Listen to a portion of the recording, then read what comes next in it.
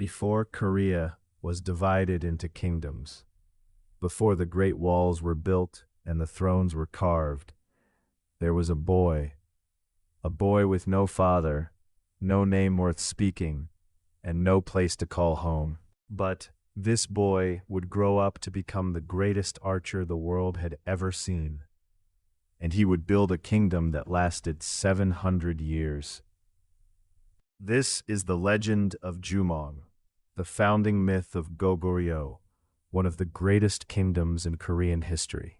Our story begins in the ancient kingdom of Goguryeo, in the cold northern lands near the Songhwa River.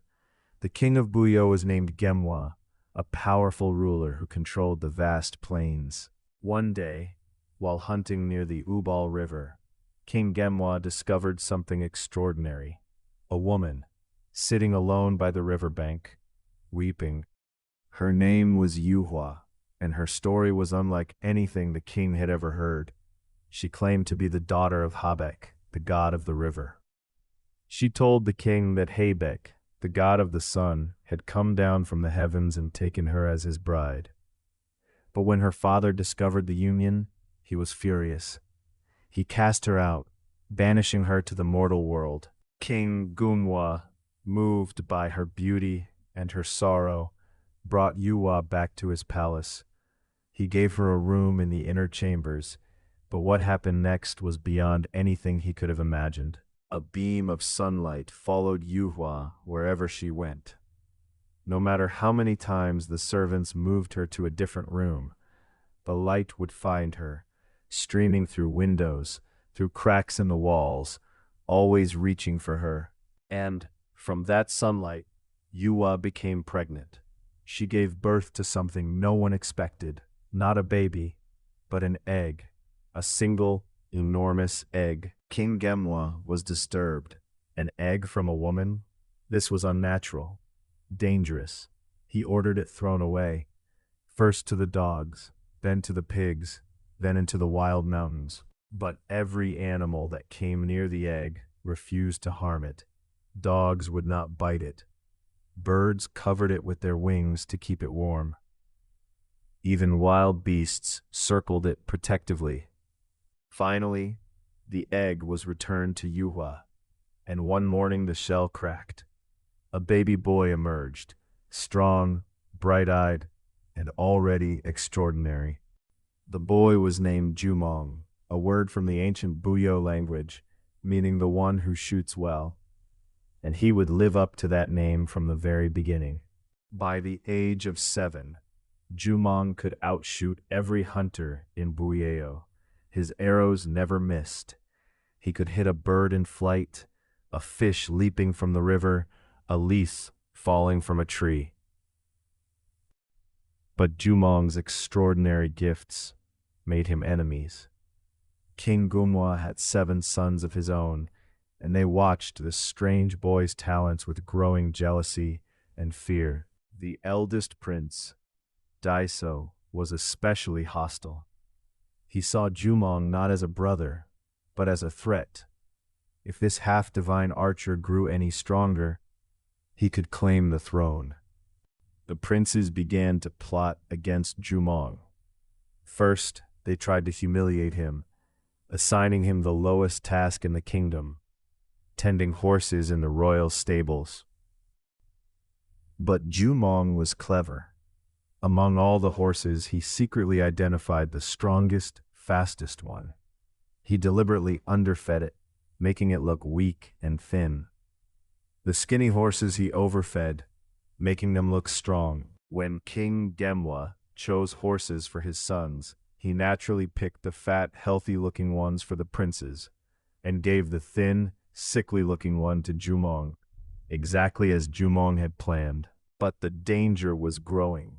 Daiso and his brothers were no longer content with humiliation. They wanted Jumong dead, and they began plotting his assassination. Yuhua, Jumong's mother, sensed the danger. She came to her son in the dead of night, with tears in her eyes and a message that would change history. "Run," she told him. "Take your horse and ride south. Don't look back. Your destiny is not here in Goguryeo." It's out there, waiting for you to claim it. That night, Jumong fled. With only 2 companions and his secret horse, he rode south through the frozen wilderness. Behind him, Daso's soldiers were already in pursuit. They rode for days, barely stopping, barely eating, and then they reached the obstacle that should have ended everything, the Omi River. Wide, deep, and impossible to cross. The soldiers were closing in. Jumong could hear the thunder of their horses. In desperation, he cried out to the heavens, "I am the son of the sun god and the grandson of the river god. Help me cross." And then, the miracle. Fish and turtles rose from the depths by the thousands. They locked together, body to body, shell to shell, forming a living bridge across the water. Jumong and his companions crossed the living bridge. And the moment they reached the other side, the fish and turtles dissolved back into the water, leaving the pursuing soldiers stranded on the far bank. Free at last, Jumong continued south. He traveled through mountains and valleys until he reached a fertile land called Jolban, a place of green hills, flowing rivers, and rich soil. There, Jumong met 3 wise men who recognized his divine nature. They pledged their loyalty to him, not as servants, but as founding ministers of a new nation. In the year 37 BC, at the age of 22, Jumong declared the founding of a new kingdom. He named it Goguryeo, and he became its first king. From a boy tending horses in a foreign stable, to the founder of one of the most powerful kingdoms in East Asian history, the archer who never missed had found his greatest target, his destiny. Goguryeo would grow to become one of the 3 kingdoms of Korea, alongside Baekje and Silla.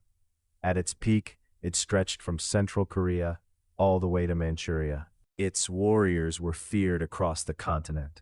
Its fortresses were nearly impregnable, and its culture, art, music, tomb paintings, still survives today, telling stories of a proud and fierce people. The famous Goguryeo tomb murals, painted deep inside burial chambers, show a civilization of extraordinary sophistication. Warriors on horseback, mythical creatures, and the 4 guardian gods of the compass directions. Goguryeo lasted for over 700 years, from 37 BC to 668 AD. In all that time, it was never truly conquered from within. It fell only when the combined forces of Tang China and Silla overwhelmed it from both sides. But the spirit of Jumong never died. His story has been told for over 2,000 years, passed from generation to generation, from grandmother to grandchild, from storyteller to listener. Why does this story endure? Because Jumong represents something universal, the outsider who rises, the underdog who refuses to be defined by the circumstances of his birth.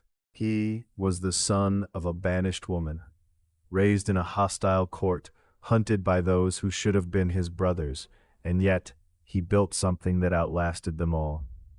In Korean culture, Jumong is more than a king. He is a symbol of resilience, courage, and the belief that greatness doesn't come from privilege.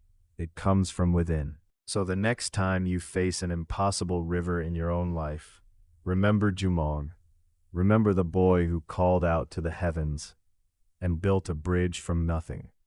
Because sometimes the greatest kingdoms are built by those who had nothing except the courage to keep going.